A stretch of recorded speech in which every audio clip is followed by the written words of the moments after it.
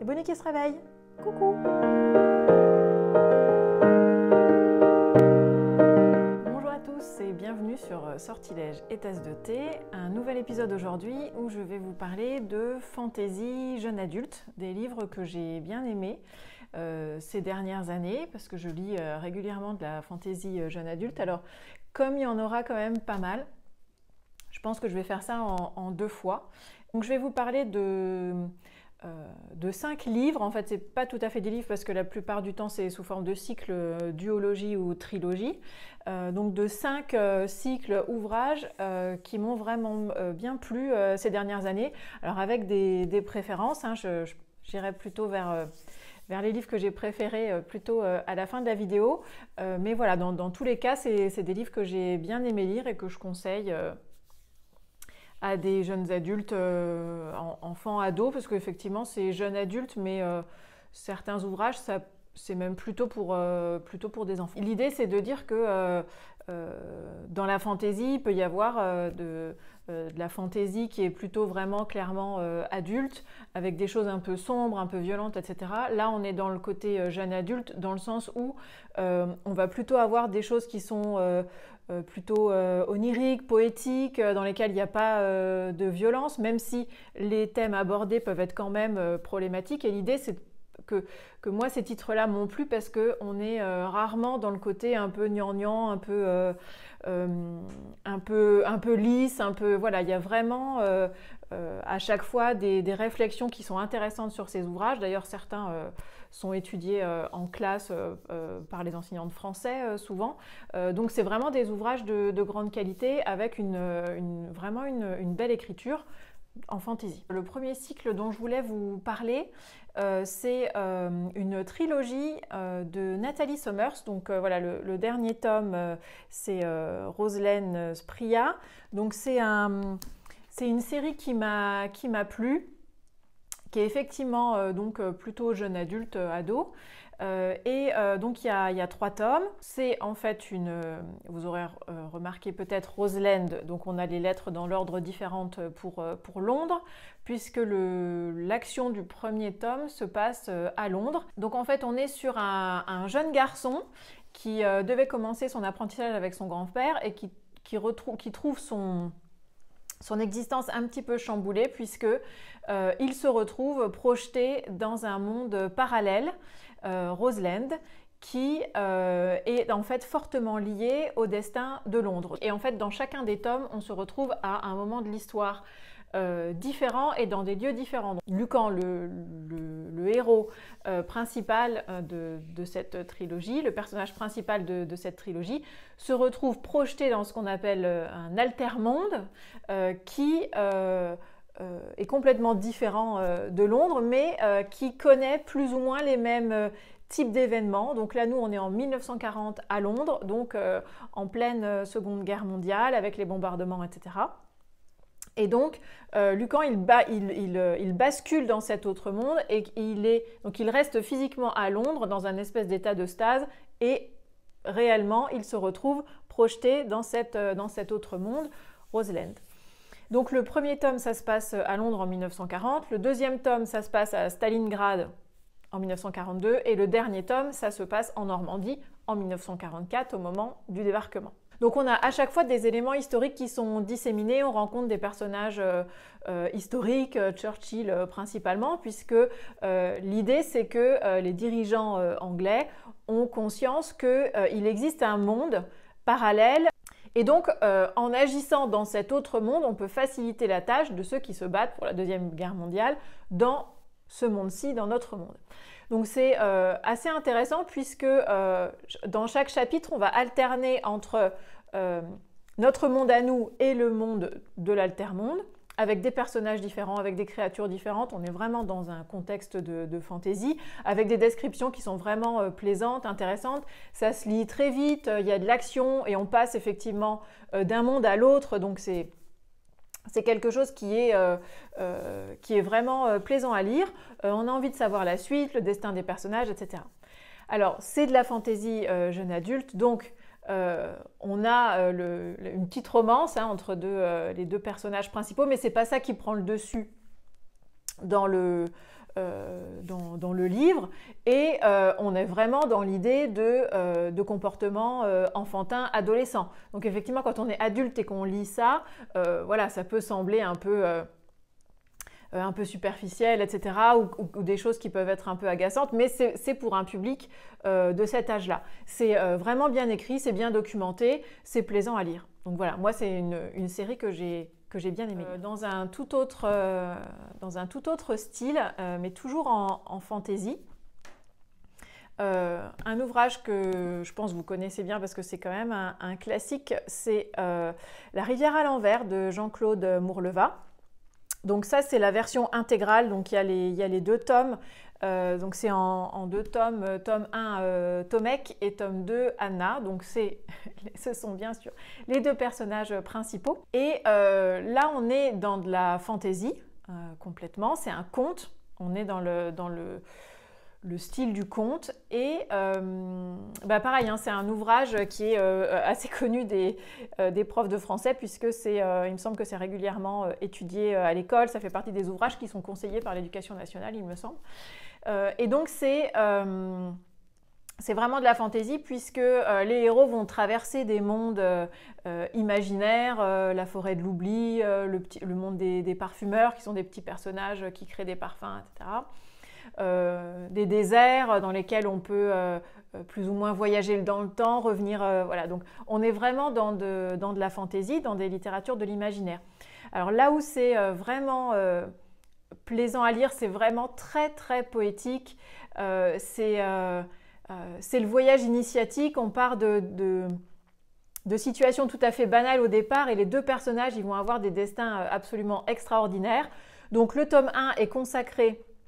En plus, il y a un procédé narratif qui est quand même vraiment intéressant, c'est-à-dire que le tome 1, on suit Tomek et c'est vraiment de son point de vue. Le tome 2, on suit Anna et c'est de son point de vue à elle. Et en fait, il se trouve qu'il va y avoir des croisements de ces 2 histoires à certains moments, et c'est ça qui est super intéressant à lire et à voir, ce qu'on voit avec l'œil d'un personnage et la même situation qu'on voit avec l'œil d'un autre personnage. Donc à certains moments, comme ça, il y a des croisements. Donc c'est vraiment intéressant à lire de ce point de vue-là. Et on a en fait le début de l'histoire. Donc on a Tomek qui est un petit garçon d'une 12aine d'années, donc je crois que c'est un ouvrage qui s'adresse à partir, c'est 9-12 ans, 8-12 ans, quelque chose comme ça. Donc c'est un personnage qui tient une petite épicerie. Donc on n'est vraiment pas du tout dans la période contemporaine, on est vraiment dans une période plutôt ancienne, ou dans un monde en tout cas de type quasi médiéval fantastique, quoi. Voilà, on est plutôt pas du tout dans une ère moderne, donc plutôt traditionnelle, avec donc ce petit garçon qui tient une épicerie dans laquelle il peut vendre tout. Voilà, et c'est une boutique qu'il a repris de son père, donc il peut vendre tout, il a plein de petites choses dans son épicerie, et un jour, il y a une jeune fille qui vient dans son épicerie, Anna, et qui lui demande de l'eau qui coule de la rivière à l'envers. Et donc lui, il ne connaît pas du tout et il dit qu'il n'en a pas. Et donc elle lui explique que c'est une rivière qui coule à l'envers, et que si on arrive à remonter jusqu'à la source de la rivière et qu'on prélève cette eau de la source, eh bien cette eau, elle permet de guérir et de rendre immortelle, et qu'elle, elle en a vraiment besoin pour quelqu'un qui lui est proche. Donc elle repart, parce qu'il n'a pas de cette eau à lui vendre, alors elle repart. Et lui, Tomek, il se dit, il n'est jamais parti de chez lui, voilà, qu'il a envie, parce qu'évidemment en quelques minutes il est tombé amoureux de cette jeune fille, qu'il a envie d'aller lui chercher cette eau particulière qui permettra de sauver quelqu'un qui compte pour elle. Donc il part, il décide de fermer son épicerie et de partir à la recherche de cette rivière qui coule à l'envers. Et donc on suit dans le premier tome tout le périple de Tomek pour retrouver cette fameuse source de la rivière à l'envers. Et donc il va passer par différents mondes, il va faire des rencontres, on va découvrir des personnages qui sont vraiment touchants. À chaque fois, ils vont raconter leur histoire. Donc voilà, on a vraiment des choses du récit qui est imbriqué dans le récit, qui sont vraiment intéressantes. Et c'est vraiment très, très poétique, très onirique comme découverte, comme voyage initiatique. Et puis, on a dans le tome 2 un peu la même chose avec Anna. Est-ce qu'ils vont se retrouver? Est-ce qu'ils vont trouver l'eau de la rivière à l'envers? Voilà. Donc voilà pour cet ouvrage qui moi m'a bien plu. Je l'ai lu il y a vraiment longtemps, mais pour moi c'est vraiment un classique qui est vraiment très très plaisant à lire. On est dans la littérature jeunesse, mais de la littérature jeunesse vraiment exigeante, vraiment intéressante. On n'est pas dans le côté puéril ou superficiel, on est vraiment sur des choses très profondes qui peuvent être lues à différents âges et au cours desquelles on ne voit pas les mêmes choses, on ne se pose pas les mêmes questions. Donc on retrouve des thèmes qui sont très intéressants à discuter avec les petits lecteurs qui auront fait cette découverte de ce monde un peu particulier. Alors ensuite, je voulais parler d'un cycle que j'ai déjà évoqué dans une précédente vidéo. C'est le cycle Ambremer de Pierre Pével, Le Paris des merveilles.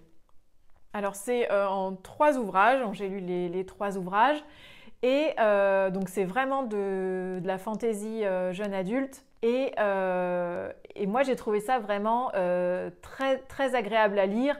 C'est vraiment une lecture... une lecture qui fait sourire, une lecture où on a des petits détails, où on s'attache aux personnages qui sont quand même un petit peu particuliers. Il y a du cabotinage un petit peu dans les personnages principaux. Et l'univers lui-même est vraiment très bien décrit.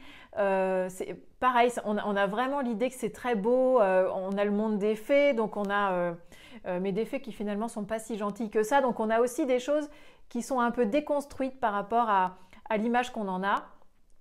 Alors on a 2 personnages principaux dans ce cycle Ambremer du Paris des merveilles. On a Louis Denisard Hippolyte Griffon qui est un mage du cercle Scian qui vit à Paris. Et l'autre personnage principal, c'est Isabelle de Saint-Gilles, une fée, une enchanteresse qui a été déchue du monde d'Ambremer. Et on découvrira pourquoi, on découvrira aussi qu'elle a plusieurs personnalités, etc. Puisque une des caractéristiques, c'est une très très grande longévité. Et donc Griffon, lui aussi, en tant que mage, il a une espérance de vie qui est vraiment très très importante. Donc ça permet à l'auteur de nous balader dans différentes époques historiques où Griffon et Isabelle de Saint-Gilles se sont rencontrés, les aventures qu'ils ont traversées, et puis on est dans le côté un petit peu enquête de phénomènes un petit peu particuliers, bizarres, et donc Griffon va mener l'enquête, aidé plus ou moins à certains moments par Isabelle de Saint-Gilles. Et on rencontre comme ça des personnages tout à fait particuliers. Donc le monde lui-même est complètement merveilleux, enfin merveilleux dans le sens le type merveilleux de la fantaisie. Et on a donc des personnages comme par exemple Griffon, il a ce qu'on pourrait croire au début comme un animal de compagnie, mais en fait pas du tout, un chat ailé qui s'appelle Azincourt. On est aussi dans le complot un peu politique entre les différents mondes, et c'est vraiment, voilà, moi j'ai vraiment passé bon moment à chaque fois à lire.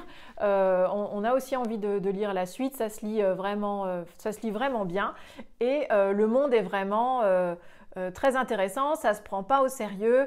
Voilà, on a des personnages qui sont quelquefois un peu burlesques, un peu drôles comme ça dans leurs aventures. Et on n'a pas des personnages qui sont complètement lisses, c'est-à-dire que si le personnage principal de Griffon, un personnage qui est très honnête, très droit, etc., Isabelle de Saint-Gilles, pas du tout, c'est-à-dire qu'elle, c'est dans les premiers tomes, en tout cas, avant qu'on se penche un petit peu sur son passé, en fait, c'est une voleuse, c'est un Arsène Lupin au féminin, et donc elle est toujours dans les coups fumeux, et d'ailleurs elle réussit très bien parce qu'elle est quand même plutôt douée, et donc en fait elle gagne sa vie comme ça, elle gagne sa vie en volant, en faisant des cambriolages, voilà, en répondant à des commanditaires ou pas, et donc elle a cet aspect-là justement, je trouve, de l'héroïne un peu complètement indépendante, c'est-à-dire qu'elle fait ce qu'elle veut, et on n'est pas dans l'idée de la jeune femme un peu sage qui tient bien son rôle, etc. Parce que là on est en plus dans le Paris Belle Époque, donc on est vraiment dans un moment où les femmes ne sont pas nécessairement dans ce type de rôle social. Donc voilà, moi j'ai bien aimé aussi cet aspect-là de l'héroïne qui est très attachante évidemment, mais absolument pas bien sous tout rapport. Elle a des tonnes de défauts, elle a beaucoup de mauvaise foi. Voilà, donc c'est vraiment ça qui est intéressant aussi dans le traitement des personnages. Donc c'est un cycle que j'ai vraiment bien aimé dans son ensemble. Évidemment, les tomes ne sont pas tous égaux. J'ai pas aimé autant, par exemple, le dernier tome que les premiers, mais de toute façon, on est quand même toujours content de retrouver les personnages, de retrouver le monde qui est extrêmement bien décrit, qui est vraiment très intéressant. Donc voilà, le cycle Ambremer, pour moi, ça a été une bonne lecture. Alors maintenant, on va passer plutôt à d'autres types de fantasy jeune adulte. Et là, c'est vraiment mon coup de cœur de ces dernières années. J'aime beaucoup. Alors, du même auteur, je vais vous en présenter deux. Moi, j'ai vraiment une préférence pour Toby Lowness de Timothée de Fontbelle. Donc ça, c'est mon livre favori. J'ai adoré le lire. Donc c'est en 2 tomes. Donc récemment, pour les 10 ans, Gallimard a sorti voilà, je vous mets ici la couverture de l'intégrale. Les illustrations, la couverture, mais tout est magnifique et je trouve que ça retrace vraiment, ça donne vraiment une idée. Moi, je m'imaginais complètement le monde de Toby Lowness comme ça, avec cette image, avec ces visuels de la couverture. Je trouve que vraiment, au niveau de l'illustration, c'est très très bien fait. J'aime beaucoup le travail de l'illustrateur là pour la couverture. Toby Lowness, il y a 2 tomes. Le tome 1, La vie suspendue, et le tome 2, Les yeux d'Elisha. Alors, c'est vraiment un ouvrage, donc on est dans de la fantaisie. Toby Lowness, c'est un petit personnage d'1,5 mm qui vit dans un arbre, le grand arbre, et on a une description de ce monde qui est très très bien faite et qui est vraiment de toute beauté. L'écriture de Timothée de Fontbelle, c'est vraiment quelque chose de vraiment très, très plaisant à lire.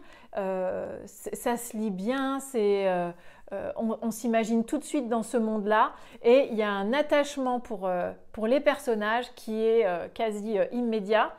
Là, pour le cas de Toby, on commence très très vite dans l'action. C'est un peu souvent le cas dans les ouvrages que j'ai lus de Timothée de Fontbelle. Alors en fait, on commence l'histoire en découvrant Toby et sa famille, donc ses parents, qui vivent dans les cimes de l'arbre. Donc ça aussi, j'ai trouvé ça très intéressant comme métaphore sociale. C'est qu'en fait, donc, tout ce petit peuple vit dans un arbre, et plus on est élevé au niveau social, et plus en fait on vit en haut de l'arbre. Donc les dirigeants et les personnes qui sont les plus importantes de cette société vivent dans les cimes de l'arbre, et plus on descend dans l'arbre, et plus en fait on descend dans les couches sociales, voire même on a tout un peuple qui est en dehors de cette société, c'est-à-dire qui n'a même pas le droit de vivre dans l'arbre. Donc on retrouve cette idée de la banlieue, ceux qui sont mis au banc de la société, et donc on a un peuple dont on a peur, qu'on prend pour des sauvages, qui vivent au pied de l'arbre, dans l'herbe en bas de l'arbre. Donc eux, ils ne font même pas partie de la société. Donc c'est aussi, j'ai trouvé intéressant comme métaphore, aussi bien le côté échelle sociale que le côté dedans, dehors. Ceux qui vivent dans la société, ceux qui n'y vivent pas, ceux qui ne peuvent pas vivre avec ces autres-là, qui ne font pas société avec ces autres-là et qui donc sont à part.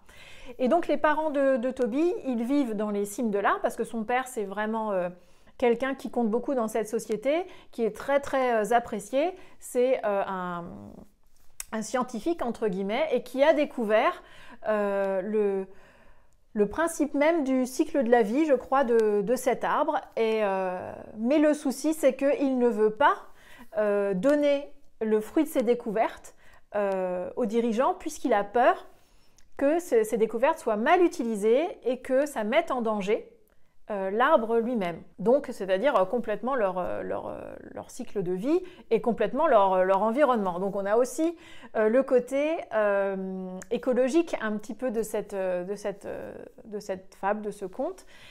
Et donc, les parents, on commence comme ça l'ouvrage, les parents de Toby sont emprisonnés, incarcérés, Et entre-temps, ils descendent même ils doivent déménager. C'est-à-dire que comme il ne veut pas partager ses découvertes, comme il ne veut pas donner les choses qu'il a trouvées et en faire profiter l'ensemble de la société, il est déclassé socialement. Donc en fait, ils vont descendre. Vont passer de la cime aux branches inférieures et ils vont finir par être incarcérés. Et donc Toby, lui, il va s'échapper, vivre clandestinement pour essayer de faire libérer ses parents, pour essayer de faire changer cette logique sociale et cette injustice dont est victime son père. Donc on a aussi la réflexion politique du pouvoir de la démocratie, c'est-à-dire quelques-uns jugent que vous n'avez pas les bonnes opinions, vous n'avez pas la bonne ligne de conduite, eh bien vous êtes incarcéré, emprisonné. Donc on a aussi cette réflexion-là sur le pouvoir dans une société, qu'est-ce qu'on en fait, comment est-ce qu'on traite les individus qui ne sont pas d'accord, est-ce qu'on peut avoir une liberté d'expression, une liberté de pensée, etc. Donc tout ça c'est traité dans le livre et c'est ça qui est aussi très intéressant. C'est donc un ouvrage en fait, pareil, qu'il y a plusieurs strates, plusieurs niveaux de lecture. On a l'aventure de Toby, donc qui est hyper plaisante à lire, et en même temps, on a un monde qui est décrit de manière tellement fine, tellement précise, tellement intelligente, qu'on peut avoir des réflexions qui sont beaucoup plus poussées sur la description de ce monde-là, imaginaire, mais qui finalement n'est pas si imaginaire que ça, comme souvent dans les ouvrages de science-fiction ou de fantasy. Et donc, dans le deuxième tome, Les yeux d'Elisha, là, on suit aussi en parallèle l'histoire d'Elisha. Donc, c'est l'amie d'enfance de Toby qu'il a envie de retrouver parce qu'elle aussi, elle connaît un destin un peu particulier. Et donc, on va découvrir notamment les origines de sa naissance, pourquoi elle avait cette existence-là avec sa mère, un peu en retrait, etc., etc. Donc voilà, il y a plein de choses dans cet ouvrage. C'est quand même un ouvrage assez conséquent en termes de taille et donc je pense que c'est ça qui peut faire peur aux plus jeunes lecteurs. Mais vraiment, moi je l'offre à chaque fois qu'il faut offrir un livre ou un cadeau pour des enfants. C'est vraiment un ouvrage qui est très beau. C'est un classique et c'est magnifique. On peut le lire, je pense, à peu près à tous les âges. Et c'est vraiment un ouvrage qui est fantastique pour de la fantaisie jeune adulte. Donc voilà pour mon coup de cœur, je pense que vous aurez compris, de Toby Lollness de Timothée de Fontbelle. Timothée de Fontbelle, il a écrit aussi un autre ouvrage que j'ai bien aimé, même si je l'ai moins aimé que Toby Lollness, forcément, c'est Van Gogh. Donc Van Gogh, c'est un ouvrage en 2 tomes, comme pour Toby Lollness. Donc là, c'est aussi une construction narrative qui est vraiment intéressante, puisqu'en fait, on commence l'action plus ou moins au milieu de l'histoire. Et ensuite, on a des séries de flashbacks qui nous permettent de reconstruire cette vie complètement extraordinaire et ce destin complètement extraordinaire du fameux personnage principal, éponyme, Van Gogh. Alors dans Van Gogh, il y a 2 tomes. Le premier tome, c'est Entre ciel et terre. Et le deuxième tome, c'est Un prince sans royaume, où là, on commence vraiment à comprendre un petit peu qui est ce personnage particulier. Et donc, je trouve que c'est ça qui est intéressant parce qu'en fait, on va découvrir petit à petit. Au départ, on a vraiment l'impression, alors on rentre tout de suite dans le feu de l'action au début de l'ouvrage, donc on se trouve à Paris et Van Gogh, le personnage principal, se retrouve en fuite dans les rues de Paris, poursuivi alors qu'il allait être ordonné prêtre. Voilà, donc ça commence comme ça, on est tout de suite dans le feu de l'action. Donc on va, par des séries de flashbacks, voir dérouler sa vie avant, pourquoi est-ce qu'il en est arrivé à vouloir se faire ordonner prêtre, qu'est-ce qui l'a amené à ce choix-là, et ensuite on va suivre aussi la suite, c'est-à-dire on va nous annoncer l'avant et puis on va aussi découvrir l'après. Donc c'est vraiment un schéma narratif qui est vraiment intéressant, on ne s'ennuie pas du tout, c'est en fait c'est vraiment une aventure et on voyage beaucoup, c'est-à-dire que Van Gogh, on va le voir aller en Sicile, puisque c'est là qu'il va commencer sa vie en fait, dans une petite île, donc à Paris, en Écosse, il va utiliser différents moyens de transport. Alors moi j'adore toujours un moyen de transport, moi, qui me fascine, c'est le dirigeable. Donc, il y a toute une partie avec le dirigeable et en même temps, on est aussi dans un contexte historique particulier. Donc, en fait, c'est une fiction historique. L'action se déroule à Paris en 1934. Donc, on est dans cette France des années 30. Donc, là aussi, les descriptions sont vraiment intéressantes. On va remonter le temps jusqu'à la naissance de Van Gogh, son enfance, etc. Toutes les aventures, les péripéties, les voyages qu'il va faire jusqu'à se retrouver à la fin de l'histoire où on va vraiment découvrir qui est ce personnage et quel est son destin assez incroyable. Alors, il n'y a pas de grande révélation à la fin parce qu'au fur et à mesure de nos avancées dans le récit, hein, il y a beaucoup s'il est poursuivi, etc., c'est qu'on a aussi des complots politiques entre les différents pays qu'il va traverser, etc. On a aussi des personnages très bien décrits dans toute leur fragilité. Il y a quand même des choses terribles qui sont arrivées à ces différents personnages. Et on retrouve ça tout au long du récit. Et la fin, elle n'est pas, on s'en doute un peu. C'est-à-dire qu'en fait, au fur et à mesure du récit, on commence à se dire « Ah, en fait, est-ce que ce ne serait pas ça ?» Parce qu'on voit arriver certains personnages dans le roman et petit à petit, on commence à se dire ah, peut-être qu'en fait, voilà, on comprend un peu qui est Van Gogh. Donc, on n'a pas le côté suspense jusqu'au bout, mais en fait, on a comme si on avait par petits morceaux des coups de projecteur sur différents éléments de sa vie qu'on arrive à reconstruire pour arriver au destin quand même assez incroyable de ce héros. On n'a pas... alors, il y a un tout petit peu de romance, mais c'est vraiment très très léger et c'est vraiment pas du tout le cœur de l'ouvrage, parce que c'est vrai que souvent dans les littératures comme ça un peu adolescentes, on a le côté romance qui est quand même un peu développé, triangle amoureux, etc. Là, vraiment pas. Donc il y a vraiment des éléments hein, de cet ordre-là, mais c'est très léger et en fait c'est pas du tout ce qui compte le plus dans le récit. Donc ça aussi, j'ai trouvé ça vraiment intéressant, puisqu'en fait le premier plan, c'est vraiment l'intrigue historique et le destin de ce personnage. Donc, j'ai vraiment bien aimé. Ça a été aussi une lecture vraiment très, très plaisante. Timothée de Fontbelle, en général, bon voilà, c'est quand même une valeur sûre en termes d'écriture. Et là aussi, je trouve que c'est vraiment qualitatif. C'est-à-dire que c'est pas parce que c'est de la littérature jeunesse que c'est de la littérature au rabais. On a vraiment... une belle écriture déjà, et en termes de schéma narratif, d'action, d'aventure, des choses qui sont vraiment exigeantes, qui ne sont pas gnangnan, qui ne sont pas faciles, qui ne sont pas superficielles. Et vraiment, moi, j'aime vraiment beaucoup ces ouvrages-là, comme pour Mourleva, hein, de l'idée qu'en fait, les jeunes lecteurs, on ne les prend pas pour des idiots, et donc on va vraiment... leur soumettre un contenu qui va être de qualité et on n'est pas du tout dans de la littérature au rabais parce que ce serait de la littérature jeunesse. Voilà. Donc c'est ça que j'aime bien dans les ouvrages que je vous ai présentés aujourd'hui. Alors évidemment, j'entends pas...